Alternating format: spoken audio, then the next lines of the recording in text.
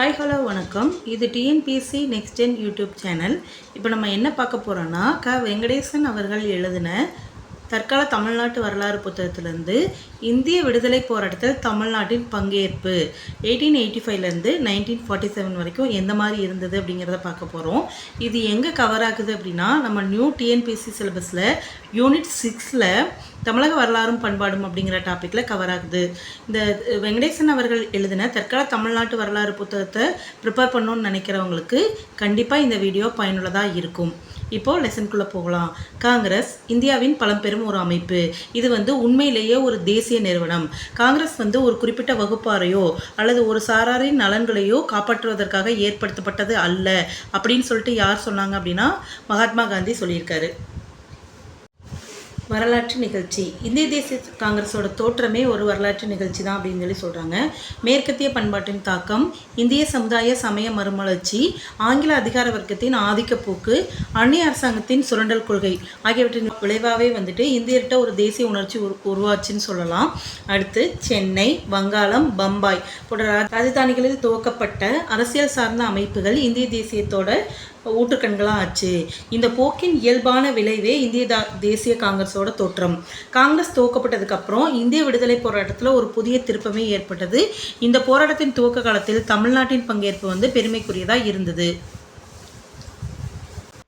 இப்போ என்ன பார்க்க போகிறோன்னா, இந்திய விடுதலை போராட்டத்தில் தமிழ்நாட்டின் பெருமைக்குரிய பங்கு பற்றி பார்க்க போகிறோம். விஜயநகர, மதுரை சுல்தானிய, மராத்திய மேலாதிக்கங்களை அந்நிய ஆதிக்கமாக கருதாத தமிழ்நாடு ஆங்கில ஆட்சிக்கு எதிராக போராட்டத்தில் முனைப்புடன் ஈடுபட்டது அப்படிங்கிறாங்க. அப்படின்னா என்ன அப்படின்னா, விஜயநகரம், மதுரை சுல்தானியம், மராத்தியர்கள் இவங்கெல்லாம் வெவ்வேறு காலகட்டங்களில் தமிழ்நாட்டை ஆண்டிருக்காங்க. அப்பெல்லாம் ஒரு அந்நிய ஆதிக்கமாக நம்ம கருதாமல், ஆனால் ஆங்கில ஆட்சிக்கு எதிராக முனைப்புடன் ஈடுபட்டோம். 19ஆம் நூற்றாண்டு துவக்கத்திலேயே தென்னிந்திய கிளர்ச்சி 1800லேருந்து 1801 நடந்தது இல்லைங்களா, அதுக்கு தோற்றுவாயாக இருந்ததே இந்த தமிழ்நாடு தான். அடுத்ததாக வேலூர் கிளர்ச்சி 1806ல் தமிழ்நாட்டு படை வீரர்கள் துணிவுடன் போராடுறாங்க. ஆயினும் இவ்விரு துவக்க கால ஆங்கிலேய ஆதிக்க எதிர்ப்பு போராட்டங்கள் முறியடிக்கப்பட்டுச்சு. அதன் பின்னர் ஆங்கில கல்வி பெற்ற தமிழ்நாட்டு தலைவர்கள் உரிமை உணர்வும் விடுதலை வேட்கையும் பெற்று அரசியல் சார்ந்த அமைப்புகளை ஏற்படுத்தினாங்க. சென்னை சுதேசி சங்கமும் 1952 தோற்றுவிக்கப்பட்ட சென்னை சுதேசி சங்கமும், சென்னை மகாஜன சபையும் 1884 தோற்றுவிக்கப்பட்ட சென்னை மகாஜன சபையும் அத்தகைய அமைப்புகள் தான் சொல்றாங்க. அடுத்துதான் 1884 டிசம்பர் மாதம் சென்னை அடையாறுல பிரம்மஞான சபையோட கூட்டத்துக்கு பின்னாடி திவான் ரகுநாத ராவ் அவரோட இல்லத்துல நாட்டின் பல்வேறு பகுதியிலிருந்து வந்திருந்த பிரதிநிதிகளுக்கு எல்லாமே திவான் ரகுநாத ராவ் தன்னோட இல்லத்துல நாட்டின் பல்வேறு பகுதிகளிலிருந்தும் வந்திருந்த பிரதிநிதிகள் கூடி இந்தியாவுக்கு ஒரு பொதுவான ஒரு அமைப்பை ஏற்படுத்தணும்னும், அதன் மாநில கிளைகளை துவக்கணும்னும், அடுத்த ஆண்டு இறுதியில தேசிய மாநாட்டை கல்கத்தால கூட்டலாம் அப்படின்னு தீர்மானிக்கிறாங்க. ஆனால் அந்த தீர்மானம் செயல் வடிவம் பெறுவதற்கு முன்னாடியே பம்பாயில் நம்ம இந்திய தேசிய காங்கிரஸ் அமைச்சிட்டோம். அடுத்ததான் தமிழ்நாட்டில் துவக்க கால காங்கிரஸ் எப்படி இருந்ததுன்னு பார்க்கலாம்.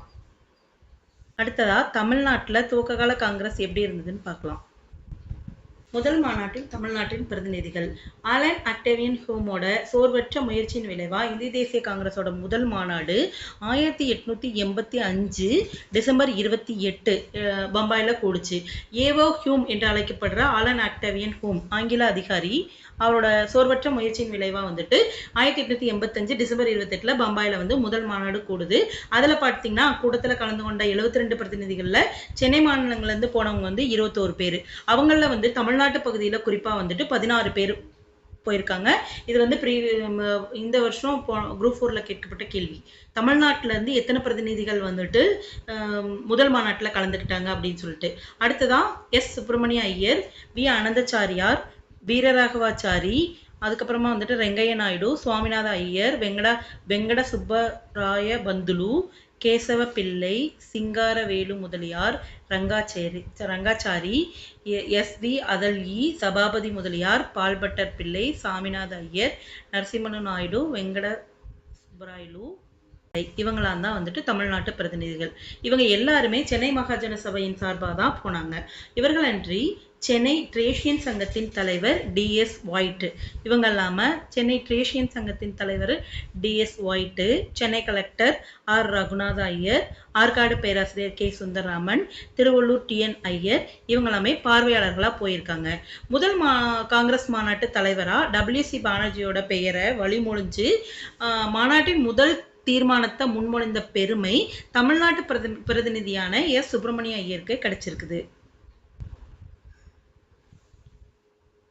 அதாவது முதல் மாநாட்டு தலைவர் பம்பாய் மாநாட்டு தலைவர் டபிள்யூசி பானர்ஜி இருக்கார் இல்லையா, அவரோட பெயரை வழிமொழிஞ்சு மாநாட்டின் முதல் தீர்மானத்தை முன்மொழிந்தது யாரு அப்படின்னா நம்ம தமிழ்நாட்டில இருந்து போன சுப்பிரமணிய ஐயர் தான். இந்திய விடுதலை போராட்டத்தில் புதிய சகாப்தத்தை துவக்கிய இந்திய தேசிய காங்கிரஸோட முதல் மாநாட்டிலே தமிழ்நாட்டிலிருந்து சென்ற பிரதிநிதிகள் சிறப்பிடம் பிடிச்சிருந்தாங்க. அடுத்ததா சென்னையில 3வது மாநாடு.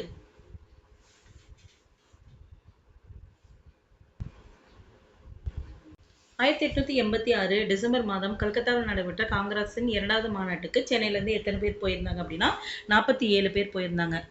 அவர்கள் G Subramania Iyer, S Subramania Iyer, S A Swaminatha Iyer, Kesava Pillai, Venkaiah Naidu, அனந்தச்சாரி, இவங்களுமே குறிப்பிடத்தகுந்தவங்க.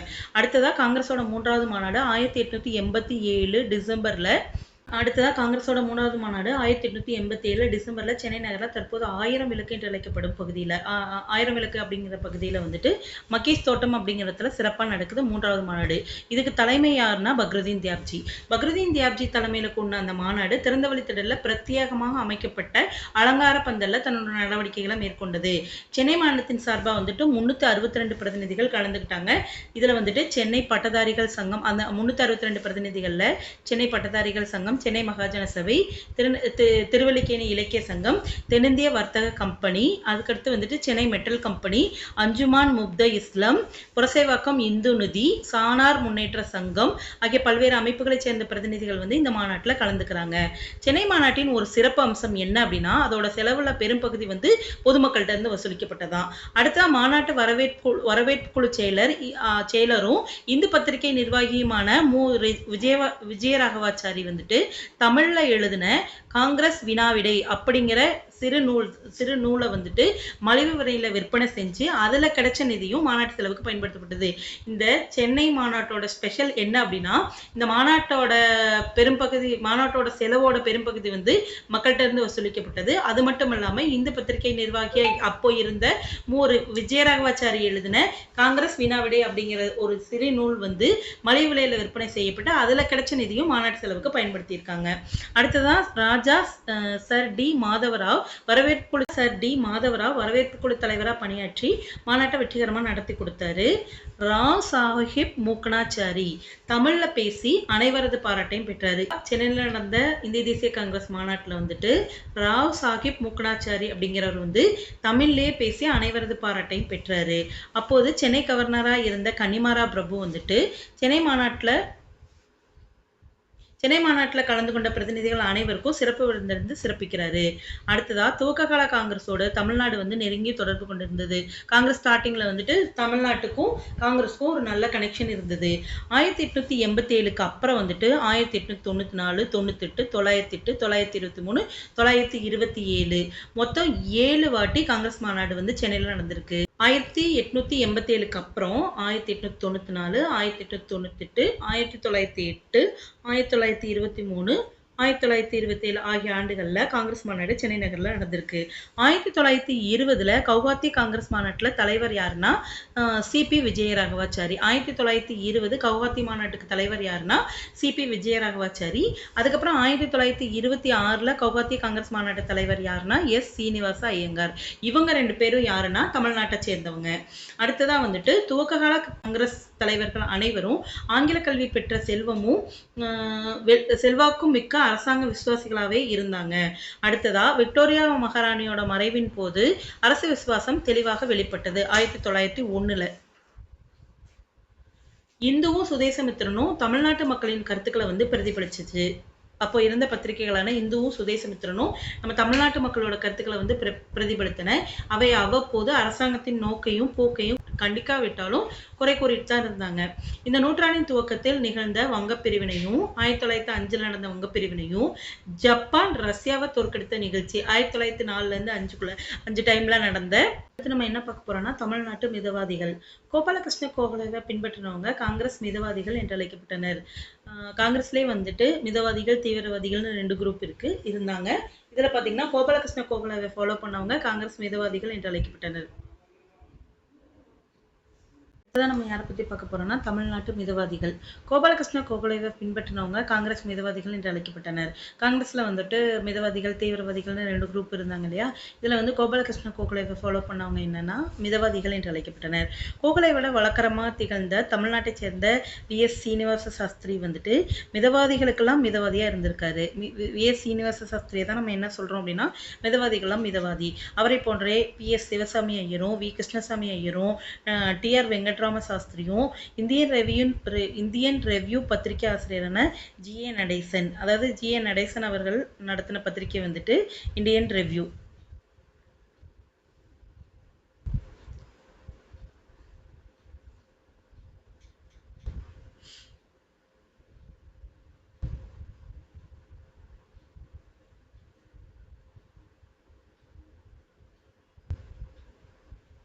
Indian Review பத்திரிகை ஆசிரியரான ஜி.ஏ. நடேசன் அவர்களும் தமிழ்நாட்டின் தலைசிறந்த மிதவாதிகள்.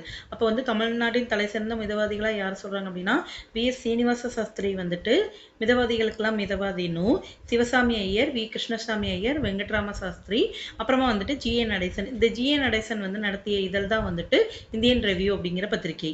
இவங்களாமே வந்துட்டு தலைசிறந்த மிதவாதிகள்னு சொல்றாங்க. அவர்கள் அனைவரும் பிராமண மத்தியதர வகுப்பை சார்ந்தவங்களாவே இருந்தாங்க. பெரும்பாலும் வக்கீல் தொழிலை மேற்கொண்டிருந்தாங்க. அடுத்ததா வந்துட்டு தமிழ்நாட்டு மிதவாதிகள் வந்துட்டு அரசாங்க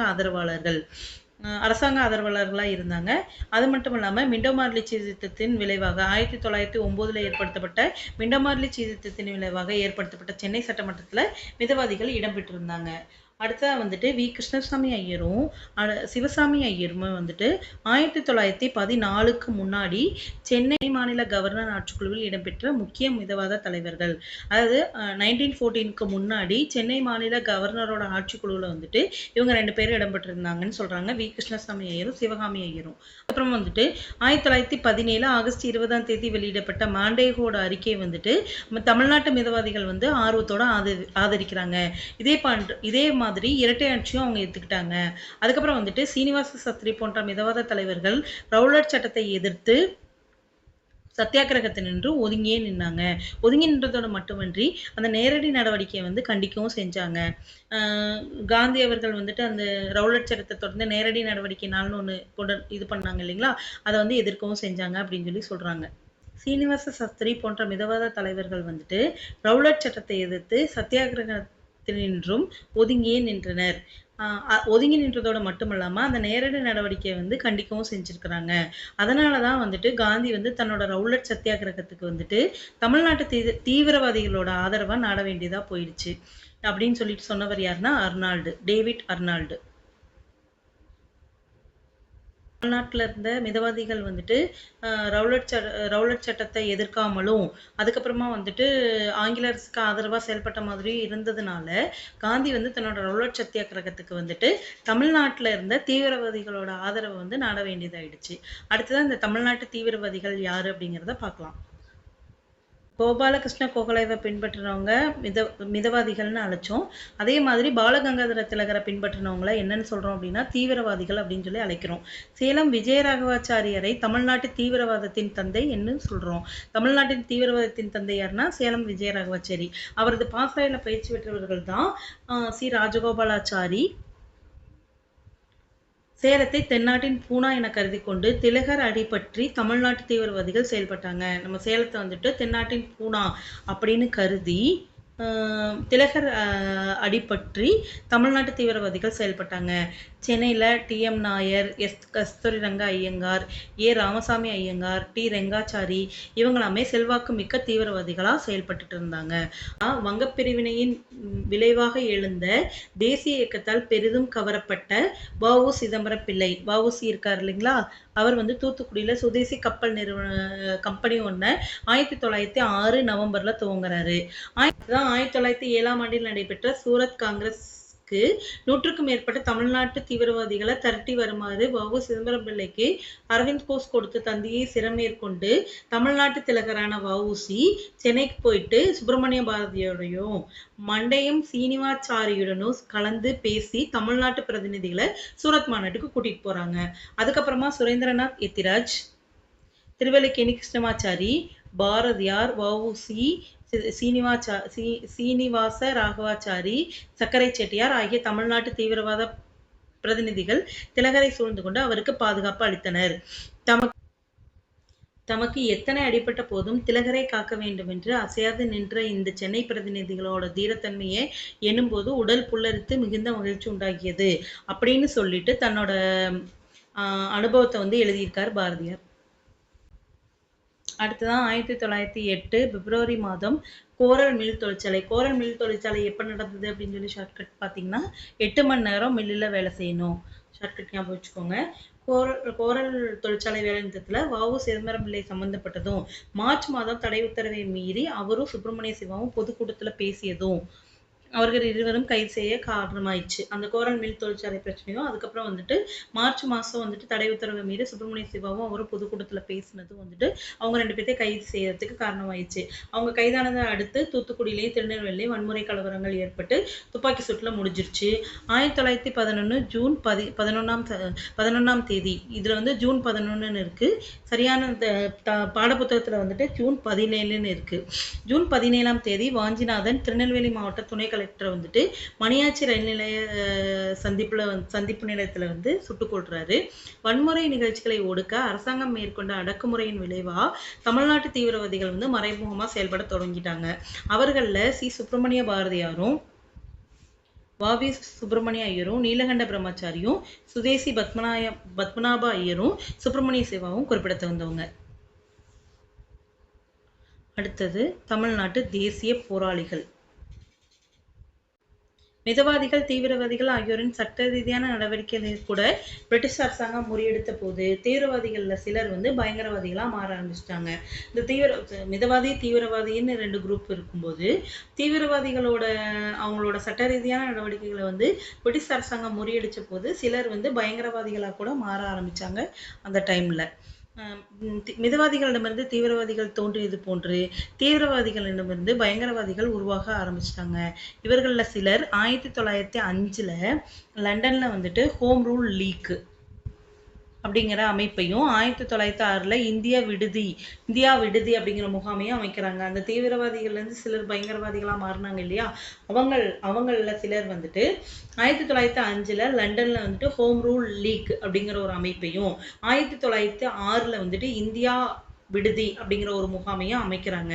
அடுத்ததா தமிழ்நாட்டை சேர்ந்த வ.வே. சுப்பிரமணிய ஐயரும், திருச்சி டாக்டர் டி.எஸ்.எஸ். ராஜனும், எம்.பி.டி. ஆச்சாரியாவும் இந்த பயங்கரவாத பாசறையில பயிற்சி பெற்றவங்க. அந்த பயங்கரவாத பாசறையில பயிற்சி பெற்றவங்க யாருன்னா சுப்பிரமணிய ஐயர், டி.எஸ்.எஸ். ராஜன், எம்.பி.டி. ஆச்சாரியா. வெள்ளை அதிகாரிகளை கொன்று அந்நிய ஆட்சியாளர்களுடைய பயத்தை ஏற்படுத்தி அந்நிய ஆட்சியாளர்களிடையே பயத்தை ஏற்படுத்தி தக்க தருணத்தில் வன்முறை கிளர்ச்சி செய்து இந்தியாவை விடுவிப்பது இவங்களோட குறிக்கோளா இருந்தது. இப்போ வ.வே.சு. ஐயர் பத்தி பார்க்கலாம். பாரிஸ்டர் படிப்புக்காக லண்டன் சென்ற வ.வே.சு. ஐயர் பயங்கரவாதியா மாறுறாரு. இந்தியா விடுதலையில இவரோட தங்கியிருந்த பிற பயங்கரவாதிகளோடு சேர்ந்து இந்திய விடுதலைக்காக பிரிட்டிஷ் அரசை எதிர்த்து ஆயுத புரட்சியை ஏற்படுத்த திட்டமிடுறாரு. அது மட்டும் இல்லாம 1908 இவங்களோட இந்தியா விடுதலை தங்கியிருந்த மதன்லால் திங்கரா அப்படிங்கிற இந்திய பயங்கரவாதி கர்சான் வாலி அப்படிங்கிற பிரிட்டிஷ் அதிகாரியை சுட்டுக் கொன்றதை அடுத்து இந்தியா விடுதி பிரிட்டிஷ் அரசாங்கத்தோட தீவிர கண்காணிப்புக்குள்ளாயிடுச்சு. பயங்கரவாதிகள் தங்களோட பாசறை லண்டன்ல இருந்து எங்க சேஞ்ச் பண்றாங்க அப்படின்னா பாரிஸ்க்கு சேஞ்ச் பண்றாங்க. அடுத்ததா வ.வே.சு. ஐயர் வீர சவர்கரோட 1857 முதலாவது இந்திய சுதந்திர போராட்டம் அப்படிங்கிற நூலை மராத்தியிலிருந்து ஆங்கிலத்தில் ஆங்கிலத்துக்கு மொழிபெயர்த்து அரசாங்க தடையை மீறி அவர் வந்து மராத்தியில் எழுதின 1857 முதலாவது இந்திய சுதந்திர போராட்டம் அப்படிங்கிற நூலை மராத்தியிலேருந்து ஆங்கிலத்துக்கு மொழிபெயர்த்து அரசாங்க தடையை மீறி உலகின் பல பகுதிகளுக்கும் அனுப்புறாரு. அவர் என்ன சொல்றாரு அப்படின்னா, தியாக பலிக்கு ஆயத்தமாகுங்கள், பாரத மாதா அழைக்கின்றாள், 1857 திரும்புகிறது அப்படிங்கிற துண்டு பிரசுரங்களோட புத்தகங்கள் தாங்கிய பெட்டி ஒன்றை பாண்டிச்சேரிக்கு அனுப்புறாரு. ஐயர் ரஷ்யாவுக்கு சென்று வெடிகுண்டு தயாரிக்கும் முறையை கற்றுக்கிட்டு புதுவைக்கு வராரு 1910. புதுவையில் தஞ்சம் புகுந்த ஐயர் தர்மாலயம் அப்படிங்கிற ஒரு அமைப்பை ஏற்படுத்தி பயங்கரவாத புரட்சியாளர்களுக்கு குத்துச்சண்டை, மல்யுத்தம், கத்தி சண்டை, துப்பாக்கி சுடல் ஆகியவற்றில் பயிற்சி எடுத்துட்டு வராரு. யாரு? இந்த வ.வே.சி. ஐயர். புதுவையில் புகலிடம் பெற்றிருந்த மற்றொரு தமிழ்நாட்டு பயங்கரவாதியான நீலகண்ட பிரம்மச்சாரி. நீலகண்ட பிரம்மச்சாரியை போய் பார்க்கறதுக்காக போன வாஞ்சிநாதனுக்கு ப்ரௌனிங் அப்படிங்கிற கைத்துப்பாக்கியால சுடுவதற்கு பயிற்சி வந்து கொடுத்தவர் யாருன்னா இந்த வ.வே.சி. ஐயர் தான். வாஞ்சிநாதன் பத்தி பார்க்கலாம்.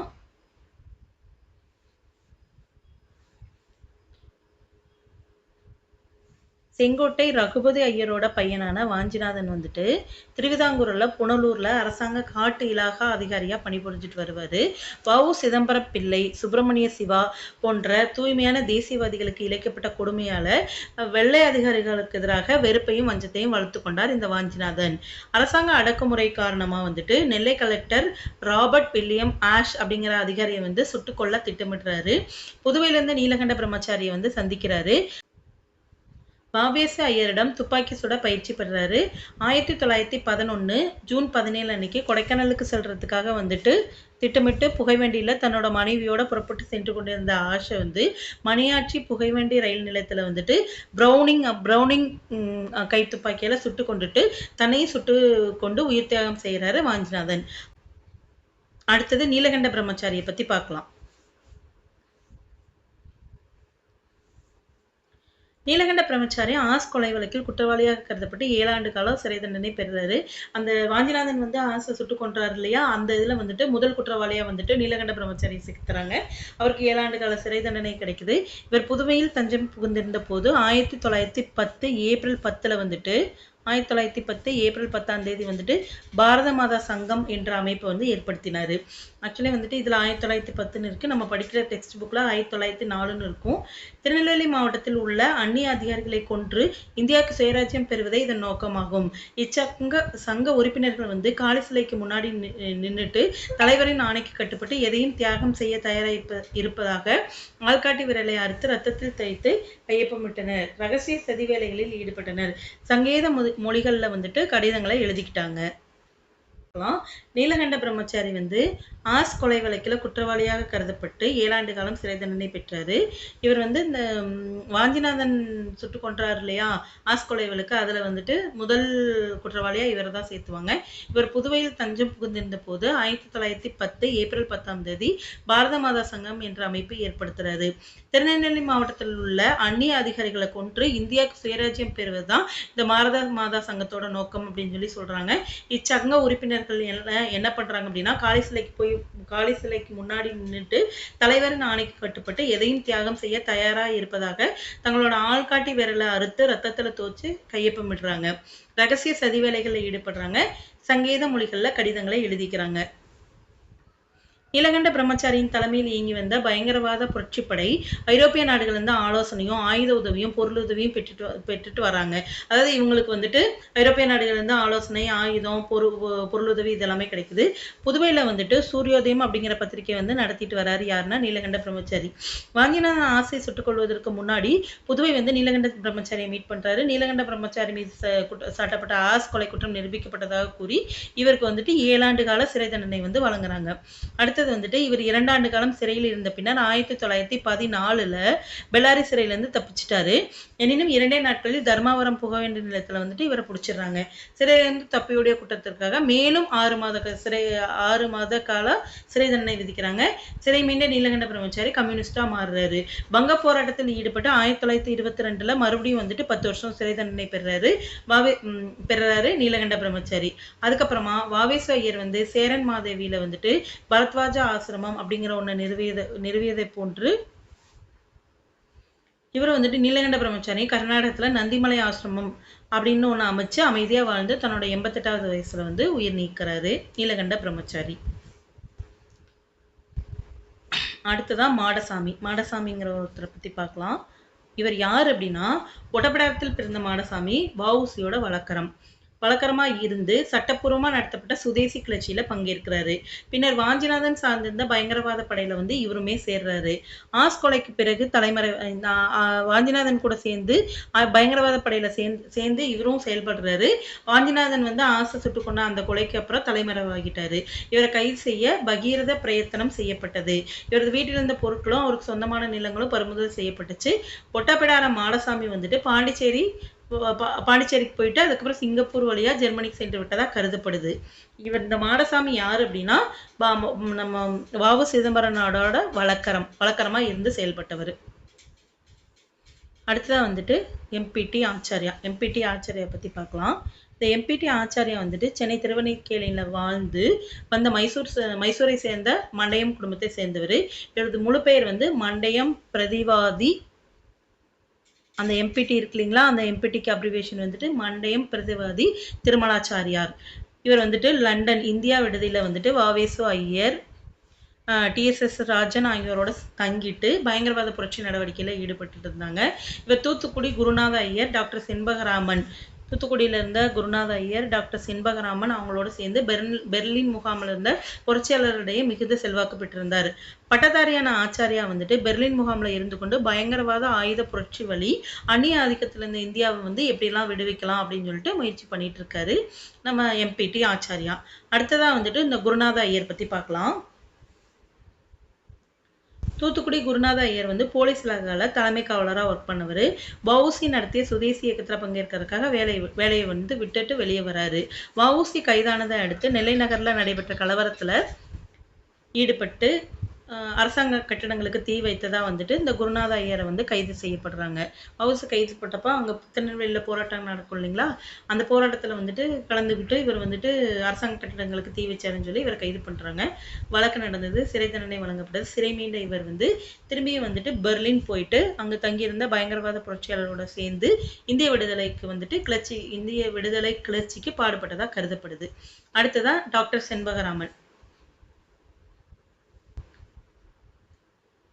டாக்டர் செண்பகராமன் யார் அப்படின்னா நாஞ்சில் நாட்டை சேர்ந்த டாக்டர் செண்பகராமன் ஐரோப்பிய நாடுகளை சுற்றுப்பயணம் செய்கிறாரு. பிரிட்டனுக்கு எதிராக பிரச்சாரம் செய்ய சில அமைப்புகளை வந்து ஏற்படுத்துறாரு. நம்மளை ஆண்டுட்டு இருந்தாங்க இல்லையா, அவங்களுக்கு எதிராக பிரச்சாரம் செய்யறதுக்காக சில அமைப்புகளை ஏற்படுத்துறாரு.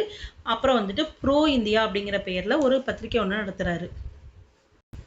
ப்ரோ இந்தியா என்ற பெயரில் பத்திரிகை நடத்தினார். ஆங்கிலம் தவிர பிற மொழிகள்லையும் பத்திரிகை நடத்தியிருக்காரு. பெர்லின் முகாம்ல இருந்தவங்கள மிகுந்த செல்வாக்கு பெற்றவர் யாருன்னா இந்த டாக்டர் செண்பகராமன். ஜெர்மன் அதிபரான கெய்சரோட நம்பிக்கைக்கு பாத்திரமானவர் இவரு. லெனினை சந்திச்சு அவரோட ஆதரவை பெற்றாரு இந்த செண்பகராமன். முதல் உலக போரின் போது ஜெர்மனியின் துணை கொண்டு பிரிட்டிஷ் ஆட்சியை இந்தியாவிலிருந்து அகற்ற முற்பட்டவர். முதல் உலக போர் ஏற்படும் போதே ஜெர்மனியோட சேர்ந்து நம்ம இந்தியாவில் வந்துட்டு பிரிட்டிஷோட ஆட்சியை வந்து அகற்றணும் அப்படின்னு சொல்லி நினைச்சவர். எம்டன் அப்படிங்கிற நீர்மூழ்கி கப்பல் மூலம் சென்னை உயர் நீதிமன்ற கட்டிடத்தை குறி வச்சு குண்டு வீசினவர் 1914. அடுத்து இந்திய புரட்சியாளர்கள் ஆப்கானிஸ்தான் தலைநகரான காபூல்ல தற்காலிக இந்திய குடியரசு ஒன்றை நிறுவி அதன் அமைச்சரவையில் அயல்நாட்டு அமைச்சரா நியமிக்கப்பட்டாரு இந்த டாக்டர் செண்பகராமன். அதாவது இந்திய புரட்சியாளர்கள்லாம் ஆப்கானிஸ்தானோட தலைநகரான காபூல்ல வந்துட்டு டெம்பரரியா வந்துட்டு இந்திய குடியரசுன்னு ஒன்று உருவாக்கு அதோட அமைச்சரவையில அயல்நாட்டு அமைச்சரா யாரை நியமிக்கிறாங்க அப்படின்னா இந்த டாக்டர் செண்பகராமனை நியமிக்கிறாங்க. அடுத்ததான் ஆயுத ஆக்கிரமிப்பால இந்தியாவில் ஏற்படுத்தப்பட்ட அந்நிய ஆட்சியை ஆயுத ஆக்கிரமிப்பால தான் அகற்றணும் அப்படிங்கிற எண்ணத்துல வந்துட்டு இந்திய விடுதலைக்காக தன்னை அர்ப்பணித்து கொண்டவர் யார் அப்படின்னா இந்த எம்டன் செண்பகராமன். தமிழ்நாட்டு பயங்கரவாதிகளின் வன்முறை ஆயுத புரட்சி மூலம் இந்தியாவுக்கு விடுதலை பெற்று தரணும் அப்படிங்கிற கனவு நனவாகவே இல்லை. எனினும் இந்திய விடுதலை போராட்டத்துல தேசிய பயங்கர புரட்சியாளர் பங்கு குறிப்பிடத்தக்கது. அடுத்ததா நம்ம பாரதியார் பத்தி பார்க்கலாம். 1904 சுதேசமித்திரன் பத்திரிகையின் துணை ஆசிரியர் பதவிக்கு பொறுப்பேற்றதுல இருந்தே அவரோட பத்திரிகை வாழ்க்கையோடு அரசியல் வாழ்க்கையும் துவங்குச்சுன்னு சொல்லலாம். வங்கப்பிரிவினை எதிர்த்து வங்கத்தை பாராட்டி அவர் எழுதிய முதல் கவிதை வந்து அந்த பத்திரிகையில வெளியிட்டிருக்கிறாரு. அதாவது வங்கப்பிரிவினை எதிர்த்து வங்கத்தை பாராட்டி அவர் எழுதின முதல் கவிதை வந்து அந்த சுதேசமித்திரன் பத்திரிகையில வெளிவந்தது 1905 செப்டம்பர் 15. 1905 செப்டம்பர் 15 அந்த கவிதை வெளிவந்தது. அடுத்ததா வாரணாசி காங்கிரஸ் கூட்டத்துல கலந்துக்கிட்டு சென்னை திரும்பும் முன்னர் கல்கத்தா போயிட்டு சுவாமி விவேகானந்தரோட பிரதம சிஷ்யான சகோதரி நிவேதிதாவை சந்திக்கிறாரு. வங்கப்பிரிவினை எதிர்ப்பிலே பிறந்த சுதேசி இயக்கத்தை வந்து ஆர்வத்தோட வரவேற்கிறாரு பாரதியார். அடுத்ததா பக்கிம் சந்திரரோட வந்தே மாதரம் பாடலை தமிழ் மொழியில மொழிபெயர்த்து சக்கரவர்த்தினி மாத இதழில் வெளியிடுறாரு. பக்கிம் சந்திரரோட வந்தே மாதரம் பாடலை தமிழ்ல மொழிபெயர்த்து சக்கரவர்த்தினி மாத இதழில் வெளியிடுறாரு. தாயே வந்தே மாதரம் என்ற பாடலையும் வந்து இவர் புனைஞ்சிருக்காரு. அடுத்ததா ஜி சுப்பிரமணிய ஐயர் வந்து சுதேசி இயக்க வளர்ச்சிக்கென நிதி திரட்டும் முயற்சியில தீவிரமா ஈடுபட்ட போது அவரோட நடவடிக்கையும் ஆதரித்தும் பாராட்டியும் தன்னோட இந்தியா இதழ்ல எழுதியிருக்காரு. யாருன்னா பாரதியார். வஉசி வாங்கிய கப்பல்களை பாரத தேவி பெற்றெடுத்த 2 தவப்புதல்வர்கள் அப்படின்னு வர்ணிச்சிருக்கிறாரு. அந்த காளியா லாவோ 2 கப்பல் இருக்கு இல்லைங்களா, அந்த கப்பல் 2யுமே பாரத தேவி பெற்றெடுத்த 2 தவப்புதல்வர்கள் அப்படின்னு சொல்லி வர்ணிச்சிருக்கிறாரு. அடுத்ததா தமிழ்நாட்டு தீவிரவாதிகளின் பிரதிநிதியா இருந்தவர் பாரதியார். அவரோட இந்தியா பத்திரிகை வந்து தீவிரவாத கட்சியினரின் போர் முரசா ஒழித்தது. 1906 டிசம்பர் மாதம் நடைபெற்ற கல்கத்தா காங்கிரஸ் கூட்டத்துல கலந்துக்கிறாரு.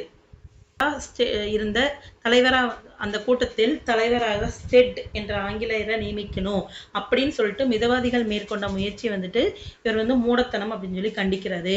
அதே போன்று தீவிரவாதிகள் வெளிநாட்டு பொருட்களை புறக்கணிக்கணும்னு கல்கத்தா காங்கிரஸ்ல கொண்டு வந்த தீர்மானத்தை எதிர்த்த மிதவாதிகளையும் சாடினாரு. தென்னகத்துக்கு வருகை தந்த வங்கத்து தீவிரவாதிகளின் தலைவரான பிபில் சந்திர பாலரை வந்துட்டு பாரதியார் ஆந்திராக்கு சென்று சந்திச்சு சென்னைக்கு அழைத்து வந்தார். 1907 மே மாசம். அடுத்ததா லாலா லஜபதி ராய் கைது செய்யப்பட்டு சிறையில் அடைக்கப்பட்ட போது ஆங்கிலேய அரசாங்கத்தை கண்டித்து ராயோட தியாகத்தை பாராட்டியும் லஜபதி ராய் துதி லஜபதி ராய் பிரபாவம் அப்படிங்கிற கவிதைகளை வந்து புனைகிறாரு.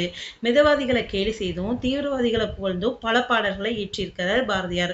சூரத் காங்கிரஸ் கூட்டத்துல கலந்துக்கிட்டு திரும்பிய பாரதியார் வந்து அங்க மிதவாதிகளுக்கும் தீவிரவாதிகளுக்கும் ஏற்பட்ட அமளி பற்றி விரிவா எழுதுறாரு. எங்கள் காங்கிரஸ் யாத்திரை அப்படிங்கிற நூலை வந்துட்டு வெளியிட்டார். புதிய கட்சியினரின் கோட்பாடுகள் அப்படிங்கிற வந்துட்டு த டெனட்ஸ் ஆஃப் நியூ பார்ட்டி அப்படின்னு சொல்லி திலகர் எழுதின அந்த நூலை வந்துட்டு புதிய கட்சியினரின் கோட்பாடுகள் அப்படின்னு சொல்லிட்டு தமிழ்ல மொழிபெயர்க்கிறாரு.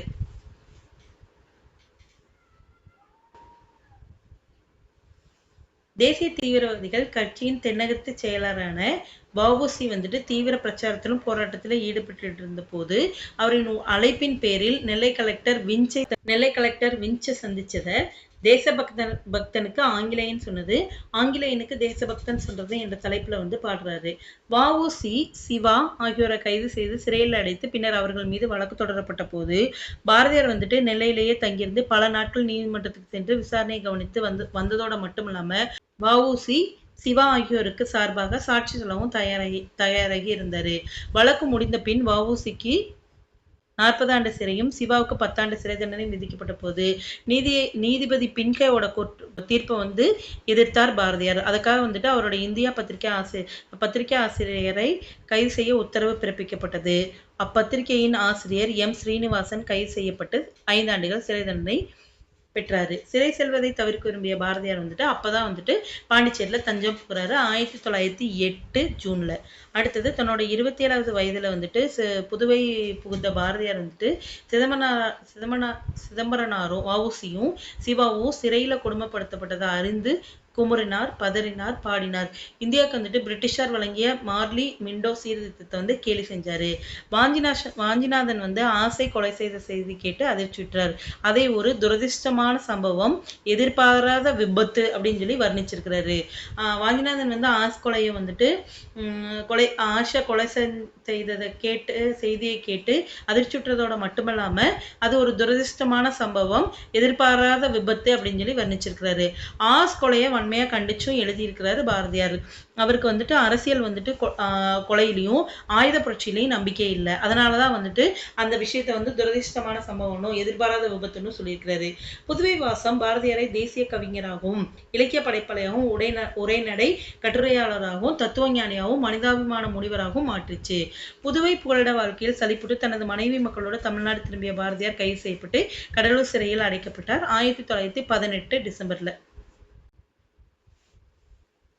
நோய்வாய்ப்பட்ட பாரதியார் வந்து சில வாரங்கள்ல நிபந்தனையின் பேர்ல விடுவிக்கப்படுறாரு.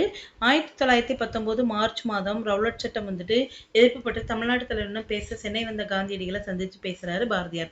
மிதவாதியான பாரதியார் தீவிரவாதியாக மாறி பயங்கர புரட்சி வழியை தவிர்த்து அகிம்சாவாதி ஆகிறாரு. தன் வாழ்நாள்ல ஒருபோதும் பயங்கரவாத செயல்களுக்கு இடம் அளிக்க கூடாது அப்படிங்கிற கருத்துல வந்துட்டு தெளிவா இருந்தாரு. அப்படின்னு சொன்னது யாருன்னா வெங்கட்ராமன்.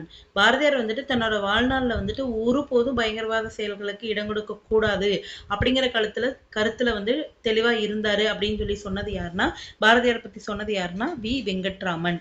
அவரது தேசபக்தி பாடல்கள் மக்களிடையே நாட்டு விடுதலை உணர்ச்சி பெருக்கை ஏற்படுத்துச்சு. அடுத்ததா வ.உ. சிதம்பரனார் பத்தி பார்ட் 2 வீடியோல பார்க்கலாம். தேங்க்யூ.